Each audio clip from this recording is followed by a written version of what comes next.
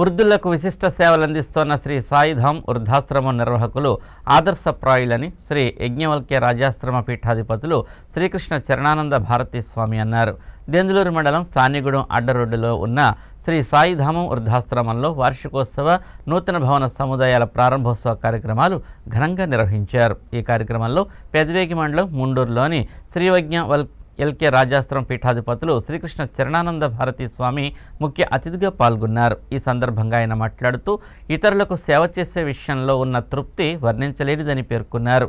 వృద్ధాశ్రమంలో సేవలందిస్తున్న పలువురిని ఘనంగా సన్మానించారు. అనంతరం అన్నప్రసాద వితరణ కార్యక్రమాన్ని నిర్వహించారు.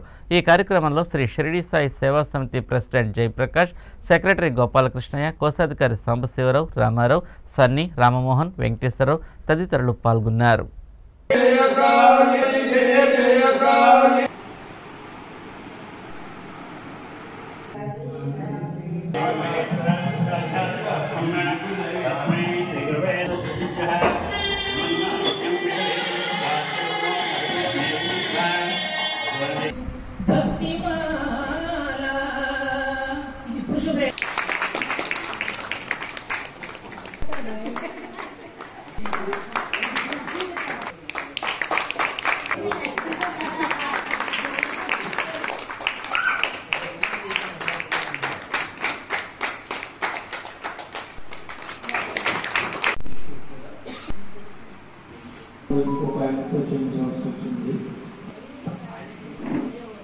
మొత్తం అంతా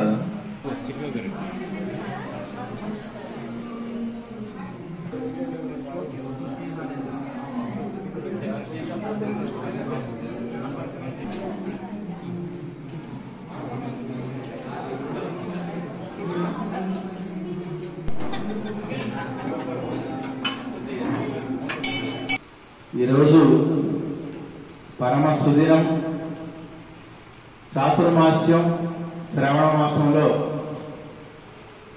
శ్రీ కలియుగ ప్రత్యక్ష దైవమైనటువంటి సాయినాథుని యొక్క వృద్ధాశ్రమం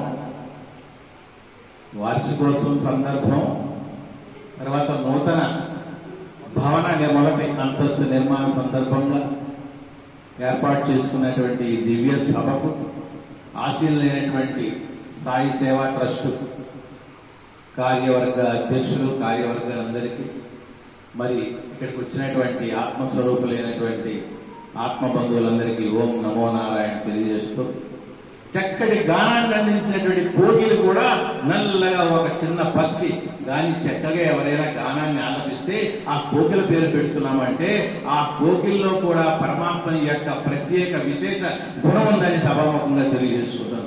అలాగే మానవుల్లో కూడా ఒక ప్రత్యేకమైన విశేషమైన గుణాలు ఉన్నట్టు వారి ఇటువంటి ధర్మబద్ధమైనటువంటివి లోక కళ్యాణ నిమిత్తం ఇటువంటి వృద్ధ ఆశ్రమాలను ఏర్పాటు చేసి లోక కళ్యాణం కోసం తర్వాత తరాల వారికి అందజేసే విధంగా నా భూతో నా భవిష్యత్తుకి సాయి సేవా వృద్ధాశ్రమం వారిని నిర్వహిస్తున్నారు.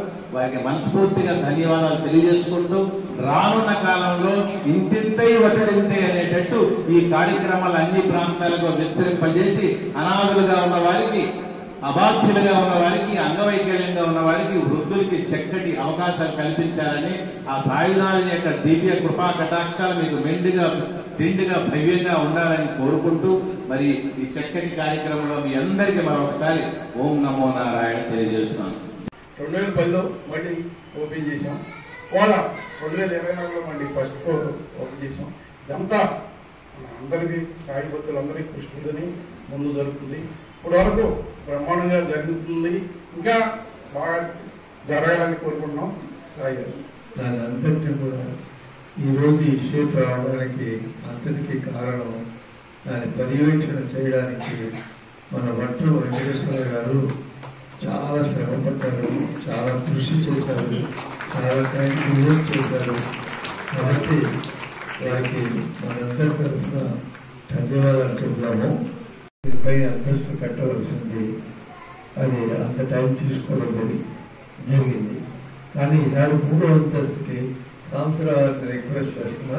అందులో సగం టైంలో మళ్ళీ ఇంకొక అంతస్తు 3వ అంతస్తు ఏర్పాటు చేయాలని కోరుకుంటున్నాను.